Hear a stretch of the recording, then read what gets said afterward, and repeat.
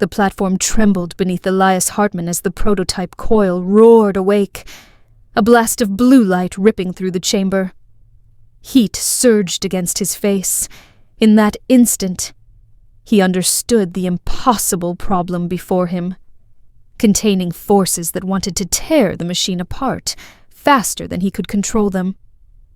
Archival files reveal the Wunderwaffe W17 demanded over 30 megajoules per shot, nearly 20 times beyond the limits of wartime generators. It aimed at something unprecedented, striking London without firing a single physical projectile.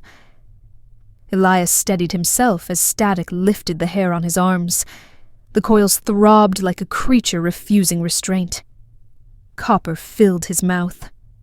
The taste of overload, and time closed in on him like an unseen hand tightening around his throat. Macro research shows the W17 echoed early railgun theory. Calculations predicted plasma acceleration above 4,000 meters per second. But feasibility reports warned of failure rates surpassing 80%. Something was already going wrong. Major Kruger, Elias' relentless antagonist, strode in with contempt twisting his features. He accused Elias of stalling progress and waved a memo demanding the weapon be complete in 60 days, disregarding every physical limitation. Technical assessments confirmed Wehrmacht power grids couldn't handle the W17's draw. Capacitors overheated past 90 degrees Celsius, nearing rupture thresholds.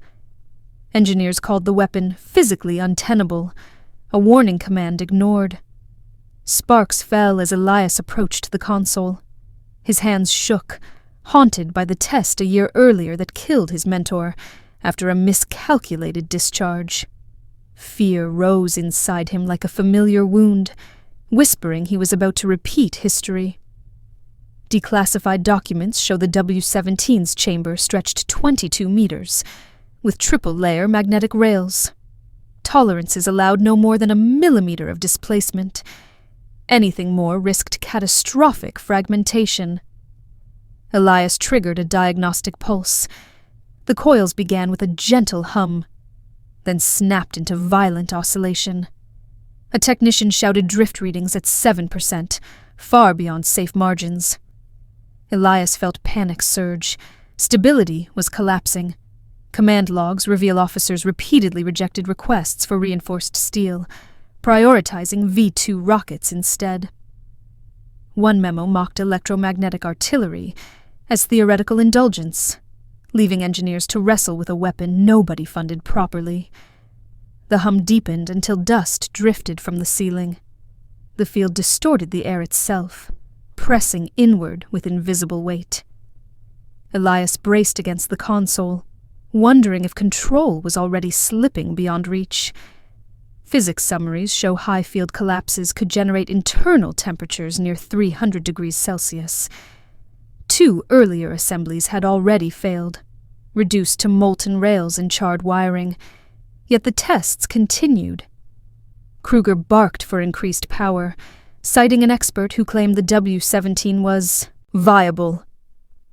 Elias knew the truth. That expert had resigned, calling the machine uncontrollable. His warning had been buried along with his report. Elias hesitated, sweat trailing down his jaw. Refusal meant execution. Compliance meant annihilation. His breath thinned as paralysis seized him, caught between duty and disaster, until for a moment he lost control entirely. Then he slammed the switch. White light detonated across the chamber. Magnetic rails screamed as tension spiked. Elias felt the energy rush past him. A violent inhalation before the machine's rebirth, echoing the same dread that haunted him from the start. The light sharpened into a violent arc. Elias raised an arm against the glare as the chamber roared. Heat struck him in waves, more intense than any prior test. The rails trembled under the strain, as if the machine pleaded for release, or destruction. Data logs later showed the spike reached nearly 28 megajoules, just below rupture levels. Capacitors overloaded by 16%. far exceeding what early W17 schematics could tolerate. The weapon was skirting the edge of collapse. A deep shudder rippled through the floor. Elias staggered, gripping a metal brace. The magnetic field pressed on his chest like a storm compressing the air. His lungs tightened. Time, the antagonist shadowing every test, was running out. Engineering reports show similar high-field failures warped rails by up to 5 millimeters. At that deviation, ion streams lose coherence, turning the cannon into a fragmentation bomb capable of shredding its operators within seconds. Kruger stormed forward, shouting that the test must continue. He brandished a directive forbidding shutdown during resonance calibration. Elias felt fury burn through panic. Command was attempting to overrule physics itself. Warning lights pulsed red. A technician yelled, "Conduit temperature 102 degrees Celsius, 12 above maximum tolerance." The air tasted scorched and metallic. Elias felt the room tighten around him, every sense screaming danger. Post-war analysis confirmed the conduits used alloys that failed beyond 3% thermal expansion. During live tests, they expanded 5, twice the threshold, making rupture inevitable under prolonged firing. Elias reached for the voltage controls. Kruger slapped his hand away, accusing him of sabotage. He shoved a falsified report into Elias' chest, claiming the W17 was fully stable. Elias recognized the signature. An expert forced into compliance. A sharp crack tore through the chamber. A minor coil ruptured, spraying sparks across the floor. Elias' heart lurched as the memory of his mentor's death slammed back into him. Measure twice. The phrase echoed like judgment. Metallurgical exams later found microscopic fractures in that coil, fatigue widening by 30% each test cycle. Even a subtle surge made failure unavoidable. The W17 was dying faster than it was being built. Elias shouted for emergency shutdown. Kruger countered with threats of court-martial, his voice drowned by the shriek of igniting rails. Elias froze again, doubt locking his limbs as catastrophe loomed inches away. Overhead, the rails glowed red-hot. Temperatures neared 260 degrees Celsius as ozone filled the chamber. Engineers dove behind consoles. Elias alone remained, pale and trembling, fighting the instinct to abandon the machine completely. Declassified schematics later revealed a hidden fail-safe, a discharge regulator buried behind the main panel. Added quietly by a dissenting engineer, it existed solely to prevent catastrophic overload. Elias suddenly knew where to reach. With the rails screaming, he tore off the panel and plunged his arm inside. Heat scorched his sleeves. He found the lever and yanked hard. A burst of static exploded outward as energy bled off, ripping through the chamber in a violent downward surge. Silence hit like a physical blow. Smoke curled from blistered rails. Kruger stared, stunned, as the W17 fell quiet. Elias collapsed against the console, heart pounding with the realization that he had stopped the disaster only seconds before the mountain swallowed them all. Elias forced himself upright, the chamber still buzzing with residual charge. Burnt metal clung to the air. He brushed a trembling hand along the warped rail, feeling exactly how close the weapon had come to tearing itself, and its creators, apart. War records show the near meltdown cut conductive efficiency by 40%. Rails warped 2 millimeters off axis, enough to invalidate every previous calculation. Analysts later called the survival of the test a statistical anomaly. Kruger stormed toward him, shouting that months of progress had been destroyed. His fury echoed through the scorched chamber as he thrust another memo forward, an order demanding absolute compliance with testing protocols. Command archives confirm these directives placed ideology above engineering. The W17, despite lacking structural stability, received priority over proven weapons, exposing the deep strategic fracture within wartime planning. Elias turned away, overwhelmed.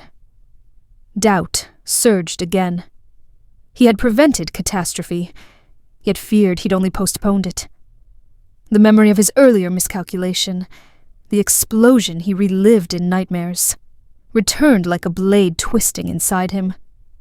Engineering officers entered, measuring rail deformation. Their readings exceeded the experts' claims by over 70%. The falsified report collapsed under hard data. The truth finally surfaced through the heat-distorted metal. Kruger demanded the test resume. Officers refused. His authority buckled as empirical evidence dismantled every argument he had built. Elias watched silently, chest tight, as physics, not rank, dictated the outcome. High-ranking inspectors ordered a controlled demonstration. Under strict parameters, Elias reactivated the W17 at minimal power. Observers recorded immediate instability, field drift at 9%, conduit temperatures rising 3 degrees every 10 seconds. A second calibration confirmed the verdict. Oscillation maps revealed unavoidable rail misalignment, accelerating exponentially under load. Officers documented the data, concluding the design was fundamentally incapable of stable firing. The ruling was final. Command terminated the W17 project, dismissing the coerced expert whose forged report sustained it. Kruger was stripped of authority. Elias' intervention, once condemned, was formally acknowledged in the closing directive. In the months that followed, Elias helped craft new protocols for high-field experiments. His recommendations, layered safety thresholds, independent audits, became foundational in research manuals across multiple nations. Declassified casualty projections show the shutdown saved more than 80 personnel. A full-power firing would have transformed molten rail fragments into supersonic shrapnel, exceeding 900 meters per second. Post-war universities studied the W-17's design, using it as an early blueprint for electromagnetic acceleration theory. Museums now display the warped rails, copper still twisted from the overload Elias barely contained. Analysts estimate 53 modern research programs adopted variations of Elias's safety model. Success rates for high-energy trials rose nearly 30% in the following decades, demonstrating the long arc of his influence. Years later, when Elias returns to the scorched chamber, he rests a hand on the cold rail, the same one that once screamed with impossible force. What began in dread and rising pressure ends in quiet reflection, the machine finally silent, the lesson enduring.